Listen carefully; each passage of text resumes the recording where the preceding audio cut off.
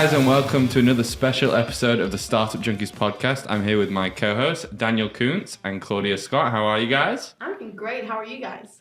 Good. Pretty wonderful. Awesome. Great day. Great Friday we're having. Awesome. And we are here with our guest today, Daizhan Ennals.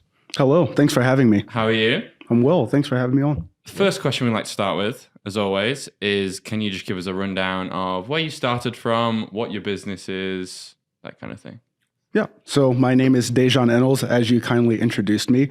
I was born in Cambridge, Maryland, where my, design journey started. I studied computer-aided drafting, or CAD, in high school and vocational school. And after that, I spent 5 years in the United States Marine Corps as a helicopter tilt-rotor dynamic components mechanic, which just means I worked on all the flight-critical assemblies of all the helicopters that the Marine Corps owns.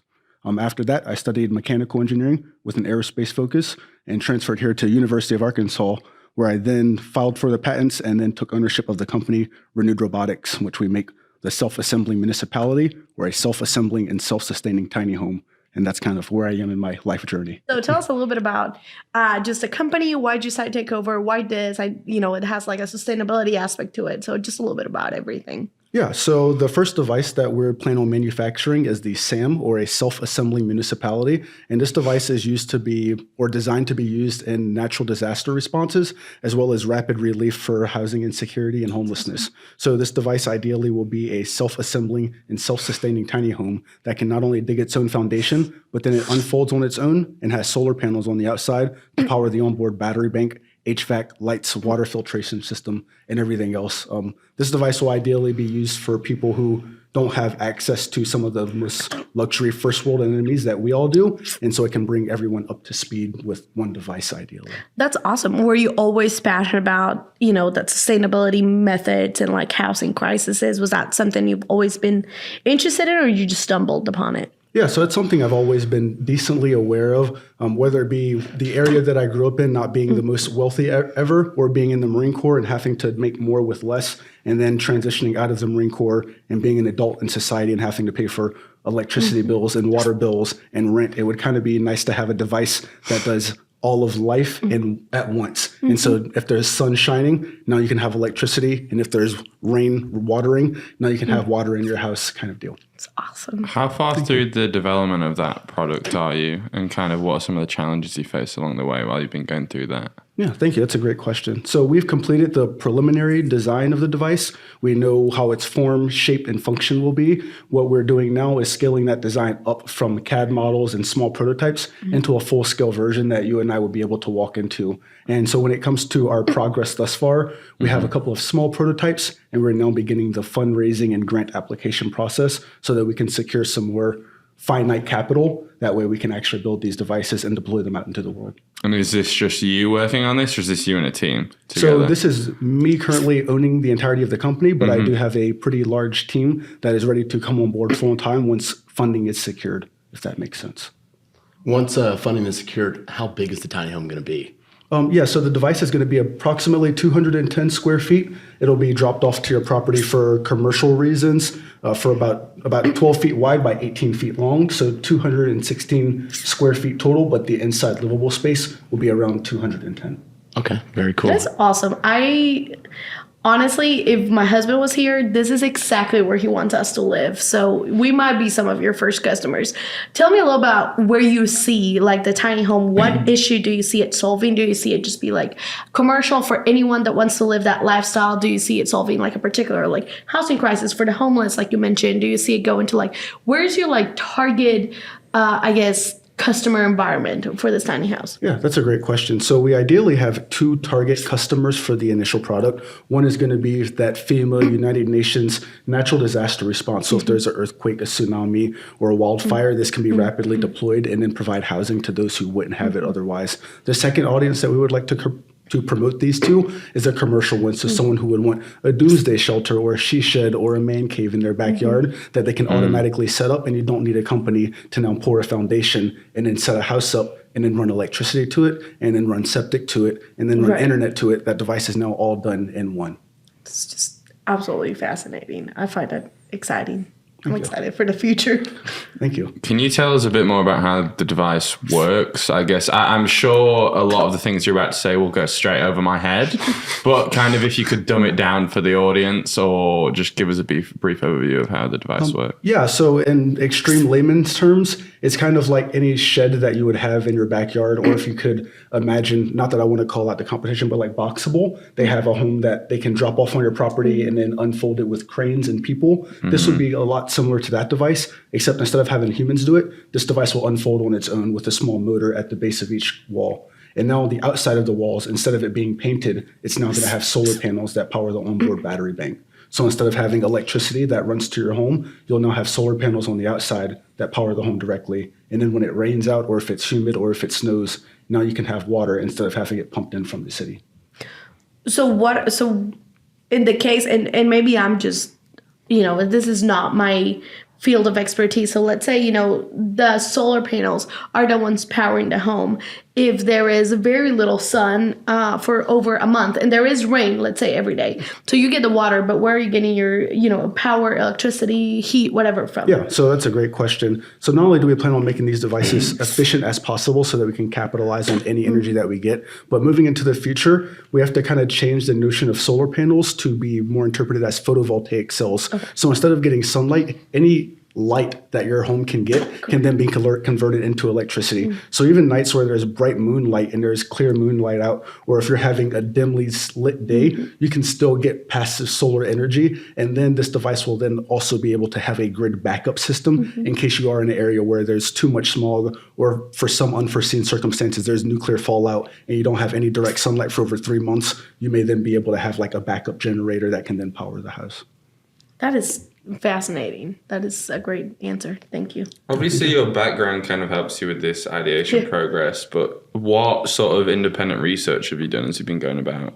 Yeah, so the coolest part about the S.A.M is that it's not a new technology, which is really just gluing a lot of pre-existing technologies together. So this is a platform to where I can research solar panels and research batteries and research water filtration and see the progress of those institutions independently and then collaborate with them to bring them on board for this device. I don't necessarily have to invent anything new like how Steve Jobs had to make a touch screen phone.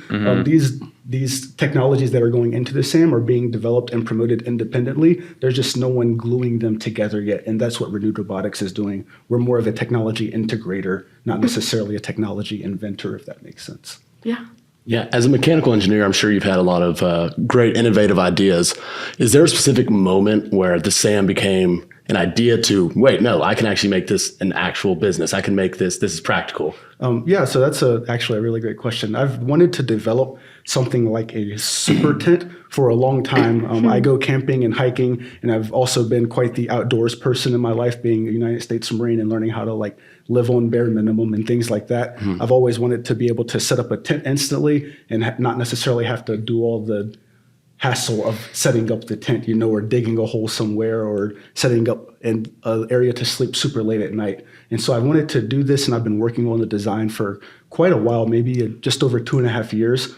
But I was actually in my apartment doing yoga about 1.5 years ago, and I was actually doing my yoga poses, and I kind of saw the house open with my arms as I was doing it. And so that's when the light kind of shone on me. I was like, okay, how can I get out of my apartment? And I kind of saw the house as I was stretching, and it kind of dawned on me how I could make the geometries fold up by kind of folding my body in a weird way. So it's kind of an origami folding house that dawned on me in that sense. Kind of had a vision while doing the yoga. Yeah. That is actually incredible. I love that. I love yoga. So I've not had a big, revelation. So I still have a chance for that to happen then.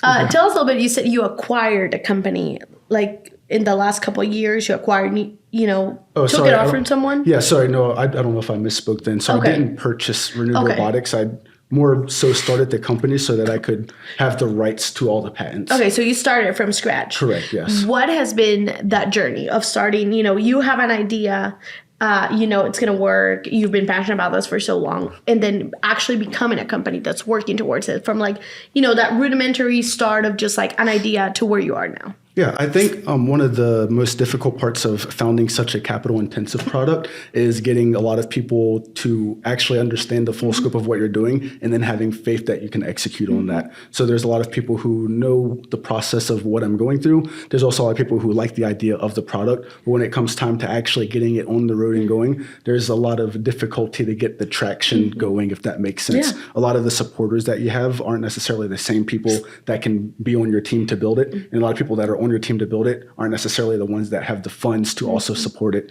And so getting all those ducks in a row and getting those to march at the same time can be quite the challenge. Yeah, I agree.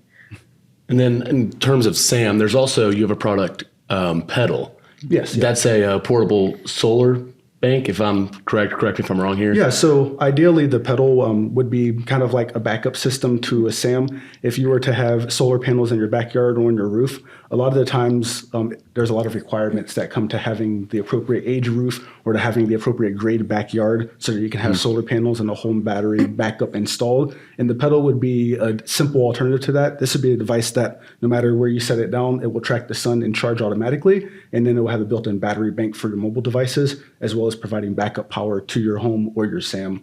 This is a device that we plan on being able to produce later on, but ideally we want to get the S.A.M to mass manufacture so that we can end homelessness and housing insecurity, and then make sure that everyone else has backup power on top of that. Okay, so I think that's really interesting because you're saying like there might be some applications outside of the S.A.M for the pedal as well. Yes, so ideally the pedal can form like a garden or a variable gradient solar array. So instead of having flat ground where you have a field full of solar panels, you can now live on a hill and have several pedals that are on the hill and running up power to your home without necessarily having all the infrastructure of setting up an entire solar panel array in a flat field, if that makes sense. Yeah, it's kind of a convenient solar panel. A little bit. And it does auto tracking as well, so that way you won't necessarily have to only get light if you're in the southern hemisphere or northern hemisphere. The same thing with the S.A.M. No matter where you set the device, it will be able to produce energy on its own and be a completely independent structure, if that makes sense. That's awesome. Can ideally the device be something that can be complementary use with the tiny house? Yeah, so ideally it will be able to provide backup power. If it's not providing it to a S.A.M, it can then provide it to any structure at all, or be used to charge your mobile device and set on its own. So it has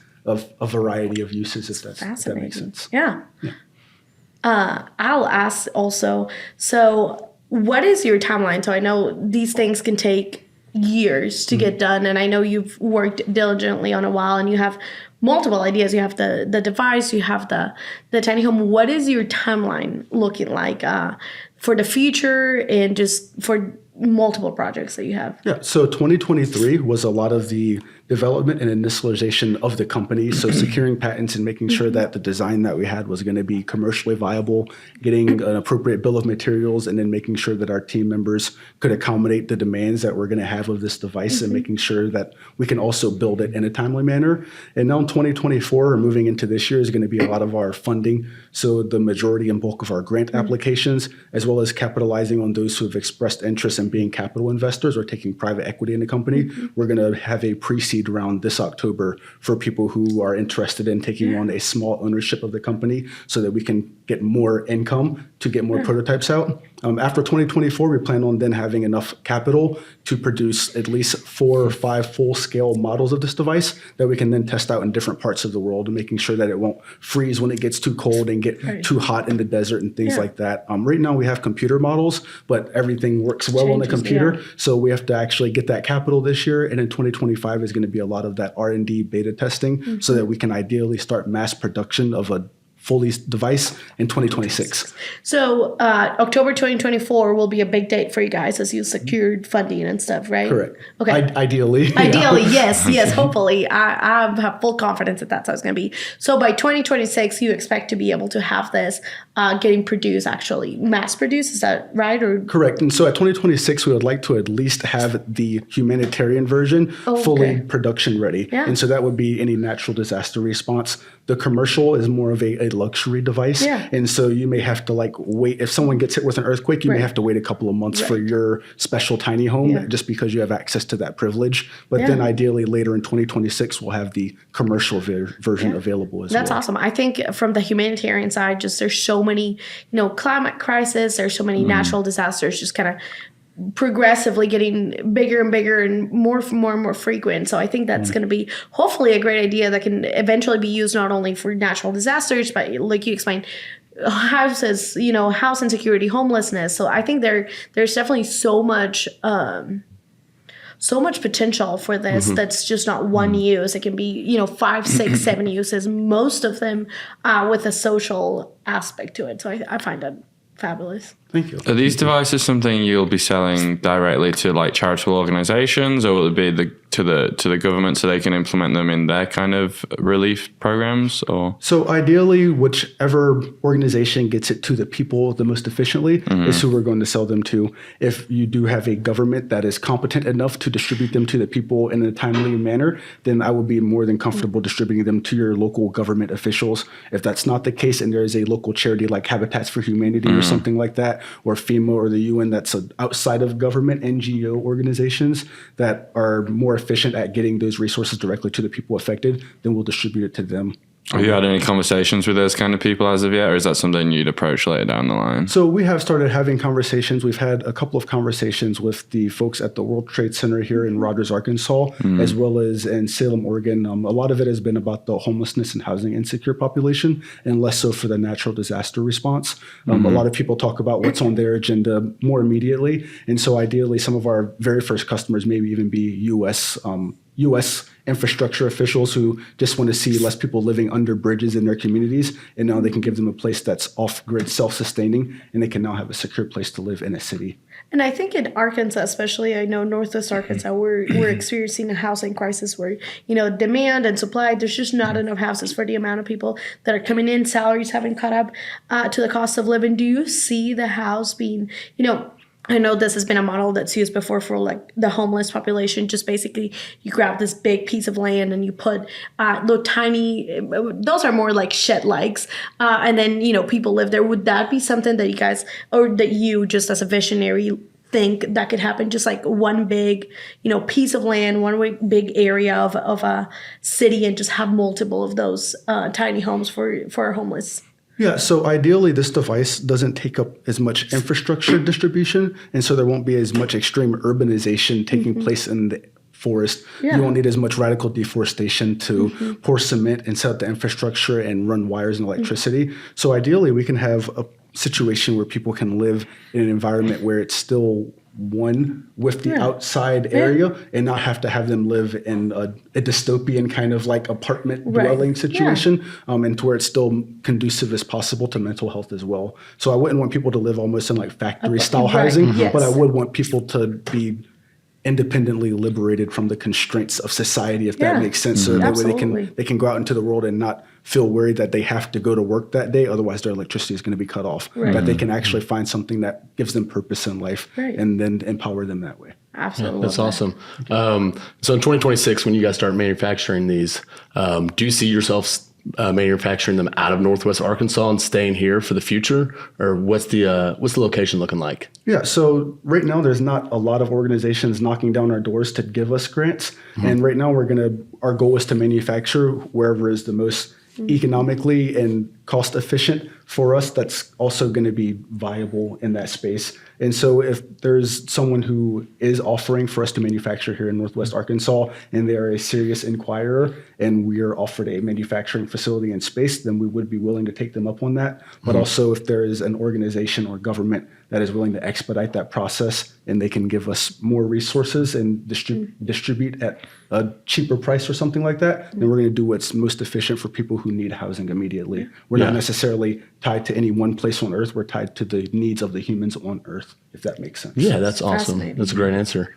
And then this week on Tuesday, you guys launched a referral program for the S.A.M, correct? Oh, yes. Yeah. Can you tell us a little bit about that? Yeah, so the referral program is ideally to incentivize those who have already placed a pre-order. So right now, a lot of people who are interested in a device, they have been kind of advocating for free, if you will, telling people about the device, which everybody at Renewed Robotics really appreciates, but it would be even better if we could reward those people who are spreading the word about the S.A.M. And so now with the referral program, once you have placed your order, you will then receive a referral code, and anyone who places an order with your code, you will receive 5% off the price of your S.A.M, and anyone using your code will also receive 5% off the price of their device. If anyone else uses your code, that 5% will then stack up, And so if 3 people use your referral code, you'll receive 15% off the price of your device, and so on and so on. And there's no limit to the amount of referrals you can have. Very cool. Awesome. So for listeners who might be interested in the SAM, what can they do? What can they expect? You said it's a deposit program, correct? Yes. So ideally, anyone who's interested in buying one of these devices, once they are manufactured in 2026, you can save your spot in line now, which the line is growing. So it'd be recommended to get on board earlier than later. That's awesome, though. But so the device costs $500 now to place a deposit, which is significantly cheaper than the initial price of $5,000. We've actually brought that down and lowered the gateway to entry for a lot of people.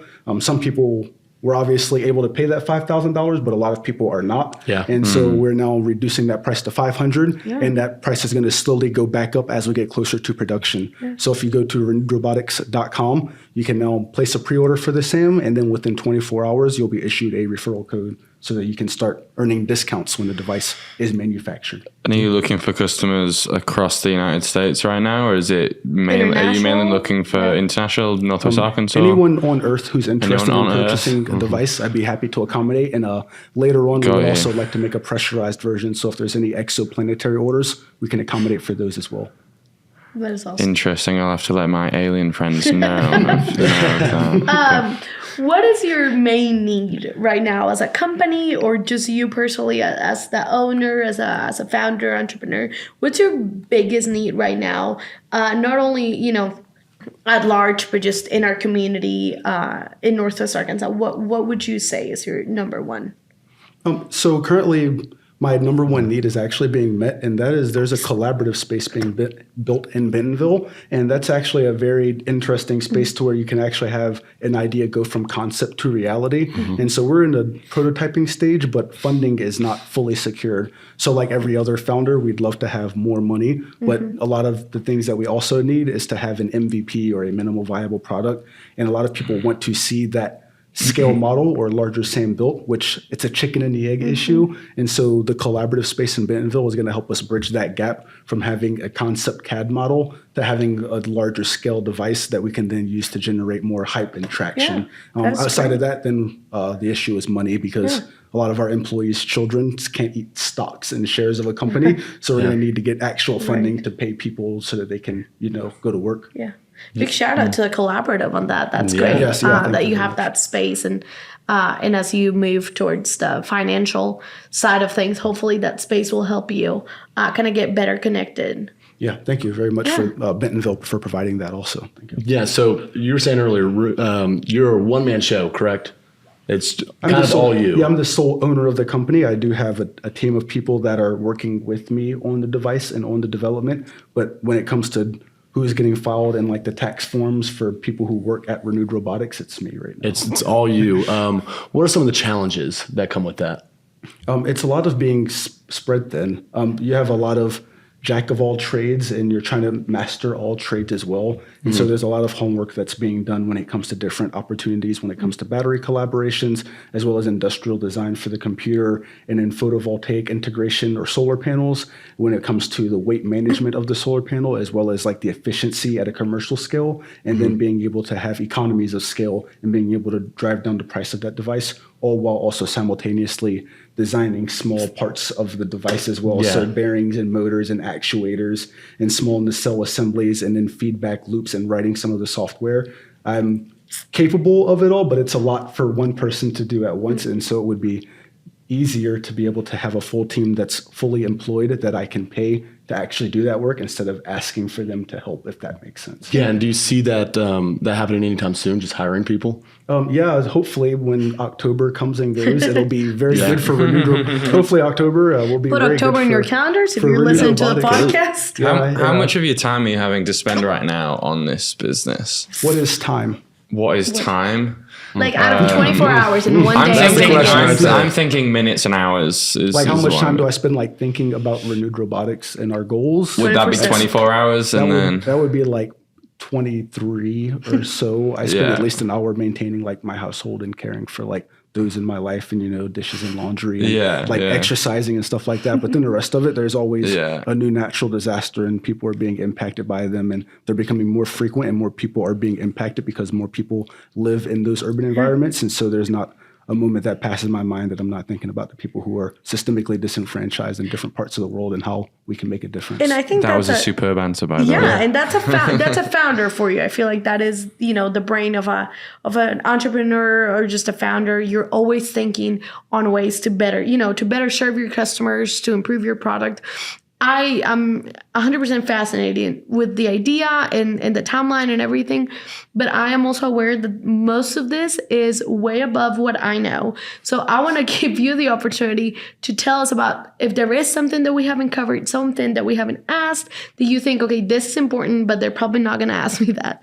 That's a great question. I wish I prepared for it a little more. I think that one of the bigger things that people don't really talk about when it comes to sustainability that we maybe should approach going into the future, not only is electricity, but the access to clean and healthy drinking water. Mm-hmm. It's a luxury that a lot of people overlook in their day-to-day, whether it be people having to travel long distances to get water, or the water that's being piped directly into their neighborhoods is polluted and filled with chemicals that will shorten your lifespan significantly. And so I think giving people the power to have a healthy and long life because they're able to consume liquids that are good for them should be a fundamental human right once you're born on Earth.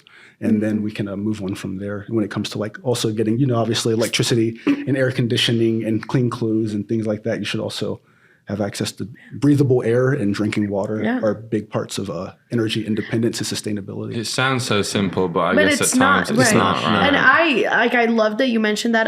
I'm originally from Costa Rica. I was there for about a month during December and January. And Costa Rica is known for having some of the best drinking water in the world. It's one of the very few countries in Latin America where you can drink tap water. And there was some sort of like spill from a gasoline company or something. Has never happened before, but it happened while I was visiting my family. And for about a week or a little over a week, you couldn't drink that water. You couldn't bathe with it. You couldn't brush your teeth. You couldn't really cook without water. And I'd never been in a situation where there was just no readily available drinking water, and just how much it impacts every single task that you are trying to do, even just getting ready to leave the house or making a meal for your family. And just that is a reality. Like we're lucky in Costa Rica. We're lucky here in Arkansas. We have a lot of like bodies of water, but that is the reality for the minority, of us. Just there are so many issues with drinking water, clean water, that we do take it for granted a lot. And it's wild to think, but it's actually, and not to like correct you, but that's the reality for the majority of a lot of humans. Americans make up about 5% of the entire world population. But we take up about 16% of the GDP. And so while we do contribute a lot to the world's economy, there are a lot of people who don't have access to the same luxuries that Americans do. And so it's pretty easy to turn on the tap and not think about how many gallons ran while you were like running to do something else.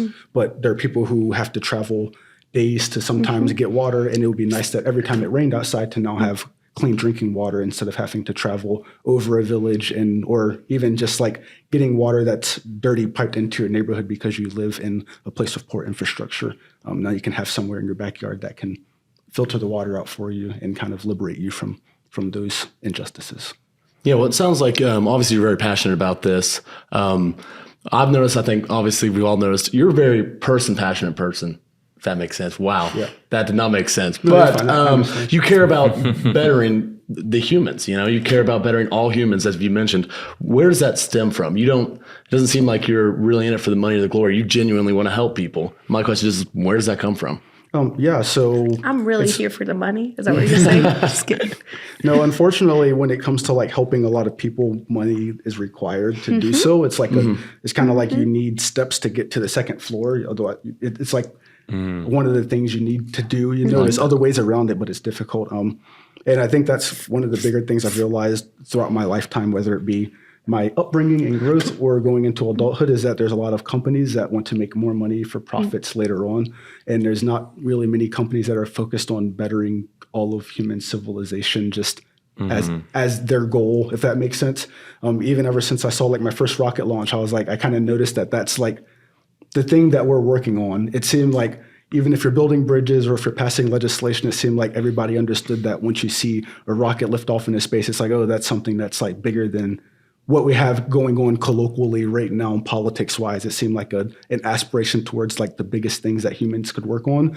And I think that aspiration of just everybody being united for one force and then solving our problems by focusing on something bigger has always been a driving factor. And I think going into adulthood, I haven't seen a lot of companies that were just focused on making a product to better all of humanity. And so I would like to focus on that if possible, just making something that, no matter how you look at it, it makes sense that that's there for good. Yeah, and that's awesome. I definitely commend you for that, because that's something, like you said, you don't see a whole lot of people doing nowadays. Yeah. Thank you. Yeah. Are there any people in your life or in general or companies who kind of are aiming towards those causes that might inspire you while you're on this journey to, obviously increase sustainability? There's a couple of companies that are focused on like sustainable goals, and there are other companies that are focused on aspects that my company could use later on. SpaceX makes pretty regular trips to outer space. I would like to eventually, at some point, make a pressurized version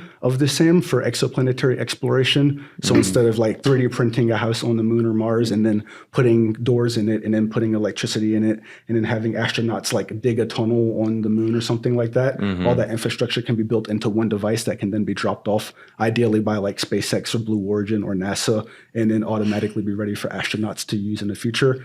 Or even some other robotic device, whether it be like Spot or Atlas or some other sentient working being to do work on that surface. When it comes to other companies that are focused on the betterment of society and advancement as a whole, I think there's a lot of companies that are working on parts of it, if that makes sense. There's a lot of solar companies and a lot of battery companies and a lot of water filtration companies, but I don't know if any of those companies make the S.A.M yet. And I think that's where I come in, is that there's no one making the music I want to hear. And so now I'm making that music, if that makes sense. Love that. That's big. That is taking ownership of a problem that you're seeing and being like, nobody else is doing it. Probably because it's hard, but I'm going to do it. I'm going to take on the challenge. And I think that's incredible. I will go ahead and ask one question. It's usually the only scripted question of the podcast. But if you could go back in your younger self, whatever that looks like, 15, 18, 20, 21, and give yourself a piece of advice, what would that be? Keep it up. And you're doing a great job. Yeah, I love that. We don't hear, it's small, it's short, but it's impactful. I don't think we hear that, especially as we're growing up enough. It's always, what can you do better, instead of just like, you're doing great. Yeah, I think that would have put too much pressure on my young self if I came from the future and was like, oh, Doc, we got to do this. Like, just like whatever you're doing a great job. You do notice that you're going to be great. Just keep doing what you're doing. You're going to be great. I've heard a lot of people, I heard someone say, I don't know exactly who, but in all of our goals and all of our New Year's goals, whatever goals we're setting, we're always looking to be a different person instead of kind of being just a general better version of ourselves. And I think that's kind of... And sometimes a pat on the back is really the fuel you need to be better or to change or, to reach that thing. And sometimes it's just like, hey, you did this. That alone is a big deal. Sometimes just getting out of bed is a big deal. And I think a lot of times, a lot of people don't appreciate that sometimes the decision that you made in that moment was the right decision to make. And hindsight is 20/20, but you did the best you could with the information and insight that you had at that moment. And so if you were to go back in that situation, sure, you can have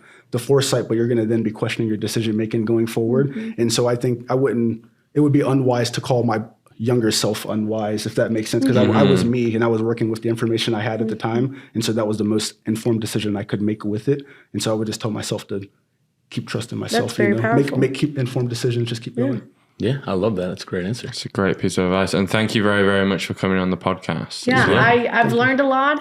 I am not joking. I'm going to go sign up for that today. So hopefully I'll be one of your Thank you very much. Your first customers. I'm Hopefully really excited. you can earn a free S.A.M if you refer people Yes, out. I'm going to refer over 100. All of you better sign up. We all better sign up. But thank you so off, much. yeah. This was honestly a fascinating conversation. Thank you. Thank you very much. Thank you for having me, everyone. Thank you. Yeah.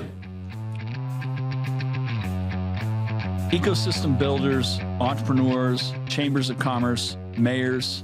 If you're interested in taking your economic future into your own hands, we've got a book that can help you. Creating Startup Junkies, Building Sustainable Venture Ecosystems in Unexpected Places is the guide. It's a little bit inspiration. It's a little bit toolkit. What it will allow you to do is take your economic future into your own hands and build a sustainable small business, innovation, and entrepreneurial ecosystem in your backyard. If you'd like to hear more, check out creatingstartupjunkies.com.